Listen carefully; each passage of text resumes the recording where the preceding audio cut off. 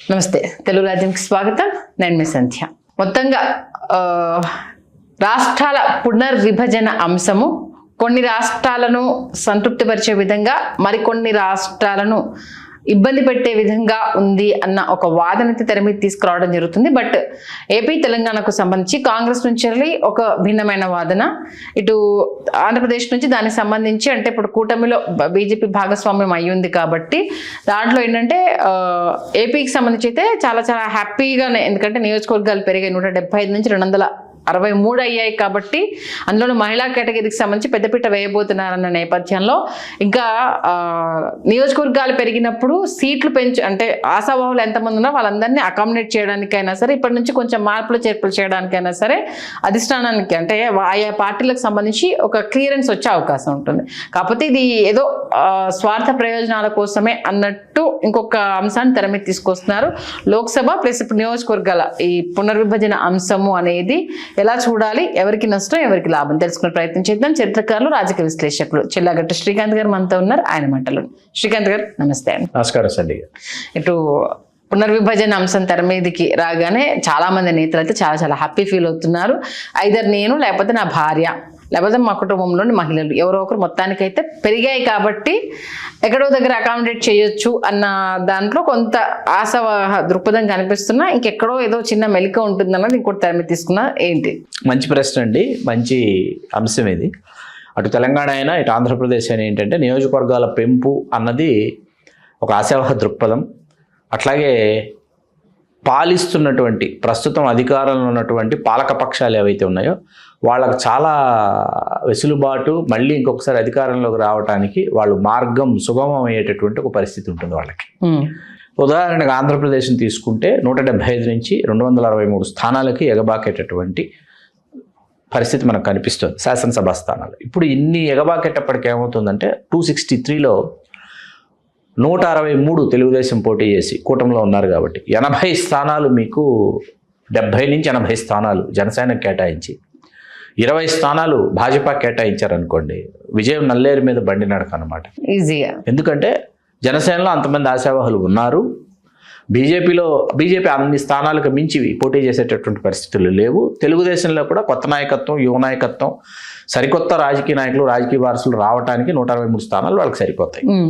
ఈ సరిపోవడం వల్ల ఏమవుతుందంటే సక్సెస్ చాలా సులభంగా వస్తుంది. ఇది ఒక కోర్ పాయింట్. ఈజీ అంటే వాళ్ళ అధికారంలోకి రావడానికి కావాల్సిన నంబర్కి వాళ్ళు రీచ్ అవుతారు. Core point. పాయింట్ నెంబర్ 2, మీకు ఆంధ్రప్రదేశ్కి వచ్చేటప్పటికి ఒక 112, 120, 115 వెనుకబడిన తరగతులు సామాజిక వర్గాలు ఉన్నాయని అనుకుందాం. సామాజిక వర్గాలు, కులాలు, వీళ్ళల్లో 20 సామాజిక వర్గాలు మాత్రమే ఇప్పటివరకు శాసనసభలోకి అడుగుపెట్టాయి. Okay, only 20. ఒక 100 సామాజిక వర్గాలు అసలు వాళ్ళకి తెలియదు, పవర్ అంటే ఏంటో తెలియదు, స్థానిక సంస్థల ఎన్నికలు అంటే ఏంటో తెలియదు, సర్పంచ్లు అంటే ఏంటో తెలియదు. ఇట్లాంటి పరిస్థితులు ఎంపీటీసీ, జెడ్పీటీసీలు కూడా తెలియనటువంటి పరిస్థితుల్లో కొన్ని సామాజిక వర్గాలు ఉన్నాయి.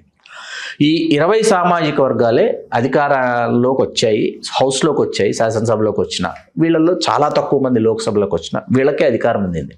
పొల్లాంటి వెలమ, కాళింగ, తూర్పుకాపు, కొప్పుల వెలమ, గవర, యాదవ, గౌడు, పద్మశాలి, మత్స్యకార, ఇట్లా ఈ సామాజిక వర్గాలు మాత్రమే, వాల్మీకి, వీళ్ళకే ఇట్లా మొత్తం 20 సామాజిక వర్గాలు వెనుకబడిన తరగతులకు సంబంధించి లోపలికి వచ్చాయి. మీకు ఒకసారి 2004లో రాజశేఖర రెడ్డి గారు ముఖ్యమంత్రి అయిన తర్వాత వరంగల్ 1, వరంగల్ 2లో నుంచి ఆ 2 నియోజకవర్గాలు ఒక పశ్చిమ అనుకుంటాను, బసవరాజ్ సారయ్య గారిని ఆయన శాసనసభ్యుడిగా గెలిచారు.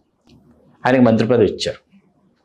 ఇస్తే సామాజిక వర్గాల జాబితాలో సమతుల్యతలో చూస్తే రజక కులానికి సంబంధించి మొట్టమొదట శాసనసభ్యుడు, మొట్టమొదట మంత్రి బసవరాజ్ సారయ్య గారు, రజక కులం నుంచి. మీకు అర్థమవుతుంది కదా. అట్లా ఇప్పుడు ఈ 263 అయితే ఏమవుతుందంటే రజకులు, క్షురకులు, ఈ సామాజిక వర్గాలు ఏవైతే ఉన్నాయో వీళ్ళు అవకాశాలు అందిపుచ్చుకోవడానికి అధికారంలో మేము కూడా, ఎందుకంటే ఇవాళ ఈ సామాజిక వర్గాలలో కూడా ఆర్థికంగా సంపత్తిని పెంపొందించుకొని ఆర్థికంగా సుసంపన్నులైనటువంటి వాళ్ళు చాలామంది ఉన్నారు ఈ సామాజిక వర్గాల్లో కూడా. ఎందుకు? వీళ్ళు ఎదురు చూస్తున్నారు, మనకు ఒక అవకాశం ఎప్పుడైనా ఎక్కడైనా వస్తుందా అనేటటువంటి అవకాశం. ఇది ఒక అంశం. ఇక 3వ అంశానికి వద్దాం. సింగిల్ లార్జెస్ట్ కమ్యూనిటీ 1, 2, 3, 4 అని చెప్పుకుంటున్నటువంటి కొన్ని కమ్యూనిటీస్, ఈ కొన్ని కమ్యూనిటీస్లో ఏమవుతుందంటే ఈ స్థానాలు పెరగడం వల్ల వీళ్ళకి అవకాశాలు వస్తాయి. ఉదాహరణకి రాయలసీమ, నెల్లూరు, ప్రకాశం అనుకోండి, ఇక్కడ బలిజలకు అవకాశం రావటం లేదు. బలిజలు ఎప్పటి నుంచో ఉన్నప్పటికీ వాళ్ళకి రాజకీయంగా అవకాశాలు రావట్లేదు. డెన్సిటీ వైజ్ చూసుకునేటప్పటికి మీకు 40,000, 70,000, 50,000, 60,000 వాల్మీకులు, కురువులు వాళ్ళు కనిపిస్తారు అనంతపురం, కర్నూలు జిల్లా. ఆ డెన్సిటీ ముందు బలిజలు 50,000 ఉన్నా కూడా సెకండ్ లార్జెస్ట్ అయిపోతారు. అయిపోయేటప్పటికి అక్కడ కురుబకో, వాల్మీకికో అనంతపురం, కర్నూలు జిల్లాలో అవకాశం వస్తుంది. బలిజలు వెనకబడిపోతున్నారు.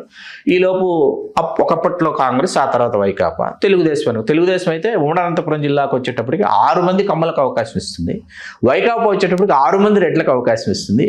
ఒక బీసీకి అవకాశం ఇవ్వాలనుకోండి, ఒక కురుబకు అవకాశం ఇవ్వాలి, లేకపోతే ఇంకొకరికి అవకాశం ఇవ్వాలనుకోండి, మహిళకి ఇవ్వాలనుకోండి, ఆవిడ భర్త రెడ్డి కాదా, రెడ్డి అవునా చూస్తున్నారు. ఎస్సీకి ఇవ్వాలనుకోండి, ఎస్సీ హస్బెండ్, ఇది మీకు 19 నుంచి 24 మధ్యలో జగన్మోహన్ రెడ్డి గారి థీరీ చెప్తున్నాం మీకు. ఎస్సీకి ఇవ్వాల్సి వచ్చింది, ఒక బీసీకి, ఒక ఎస్సీకి ఉమ్మడి అనంతపురం జిల్లా నుంచి మంత్రులు ఇస్తే 1/1. ఈవిడ భర్త ఏమో రెడ్డి గారు, బీసీ ఎమ్మెల్యే అయినటువంటి, ఆవిడ భర్త రెడ్డి గారు, ఎస్సీ ఎమ్మెల్యే భర్త. అట్లాంటి ఈక్వేషన్స్ తీసుకొని చేశారు. అలా కాకుండా ఏంటంటే ఈ సామాజిక వర్గాలు కాకుండా ఇతర సామాజిక వర్గాలు, అట్లాగే ముస్లింలు చెప్పుకోదగ్గ సంఖ్యలో కొన్ని నియోజకవర్గాలు ఉన్నారు. వాళ్ళు అన్ని నియోజకవర్గాల్లో వాళ్ళు పోటీ చేసేటటువంటి అవకాశం వాళ్ళకు లేదు.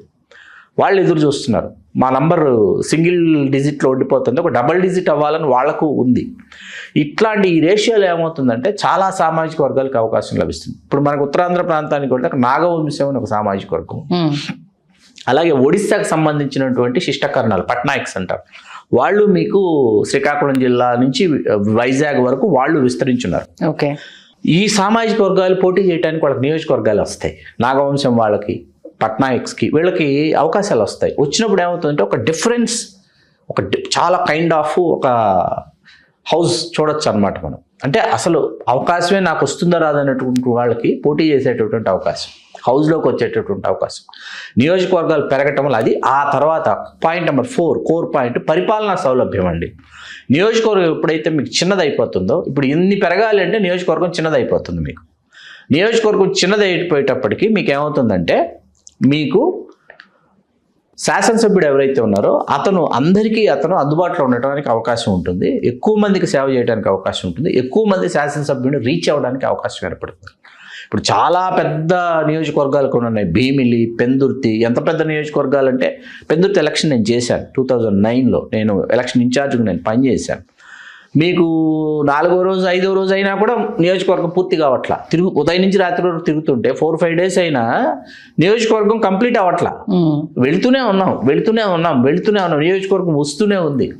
భీమిలి అంటే అందరూ ఏమనుకుంటారంటే భీమిలి బీచ్, దాన్ని ఒడ్డున ఉన్నటువంటి భీమిలి అదే నియోజకవర్గం అనుకుంటారు. తగరపోలస, ఆనందపురం, ఈ మండలాలన్నీ వస్తాయి. చాలా పెద్ద నియోజకవర్గం భీమిలి. ఇట్లా ఏంటంటే ఇక్కడ మీకు ఎమ్మెల్యే మీకు అందుబాటులో ఉంటాడు. ప్రజలు ఎమ్మెల్యేని రీచ్ అవ్వడానికి మీకు గవర్నెన్స్, అతని పరిపాలనా సౌలభ్యం, అధికారులు కావచ్చు, ఎప్పుడైతే కాన్స్టిట్యున్సీ కన్ఫైన్డ్ అయిపోయి స్మాలెస్ట్ కాన్స్టిట్యున్సీస్ అవుతాయో ఈజీ అవుతుంది, యాక్సెస్ ఈజీ అవుతుంది, ప్రగతి మీకు చాలా అద్భుతంగా ఉంటుంది.